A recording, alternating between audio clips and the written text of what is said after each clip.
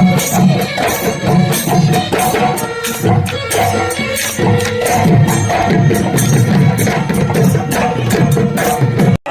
সমন্বয় সমাজ কল্যাণ যুৱ সন্থাৰ লাইপুলি সমিতিৰ উদ্যোগত তিনিচুকীয়া জিলা সমিতি আৰু তিনিচুকীয়াবাসীৰ ৰাইজৰ সহযোগত বহাগ আদৰণি সংহতি সংকল্প আৰু সম্বৰ্ধনা অনুষ্ঠান দিনজোৰা বৰ্ণাঢ্য সাংস্কৃতিক কাৰ্যসূচীয়ে লাইপুলি ষ্টেট প্ৰেক্ষাগৃহত তেওঁলোকে অনুষ্ঠিত কৰিছে। আৰু এই বহাগ আদৰণি অনুষ্ঠান বিভিন্ন জাতি জনগোষ্ঠীৰ মিলনভূমিত ইয়াত পৰিণত হৈছে। আপোনালোকে দেখিছে ইয়াত বিভিন্ন জাতি জনগোষ্ঠী ভাষা ভাষী ধৰ্মাৱলম্বী লোক ইয়াত উপস্থিত হৈছে। আৰু এই বহাগ আদৰণি অনুষ্ঠানৰ জৰিয়তে যাতে পৰস্পৰে পৰস্পৰৰ বহাগৰ যাতে শুভেচ্ছা যাচি সকলোৱে সমজকৈ বিহুৰ আদৰণীয় পিঠা পনা জলপান সকলোৱে গ্ৰহণ কৰিব পৰাকৈ সমন্বয় সমাজ কল্যাণ যুৱ সন্থাৰ লাইপুলি সমিতিয়ে বিশেষভাৱে আয়োজন কৰিছে।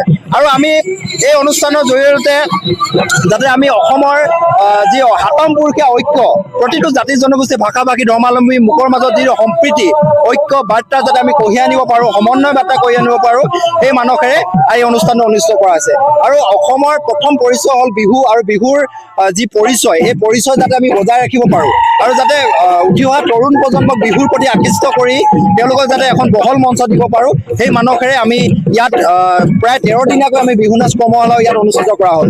গতিকে আমি আশা প্ৰকাশ কৰিছোঁ সমন্বয় সমাজ কল্যাণ যুৱ সন্থাৰ এই যি বহাগ আদৰণি অনুষ্ঠান, এই অনুষ্ঠানৰ জৰিয়তে যাতে তিনিচুকীয়াবাসীৰ লগতে অসমবাসীৰ মাজত যাতে সমন্বয় বাৰ্তা কঢ়িয়াই আনক, সম্প্ৰীতিৰ বাৰ্তা কঢ়িয়াই আনক, তাকে আমি আশা প্ৰকাশ কৰিছোঁ।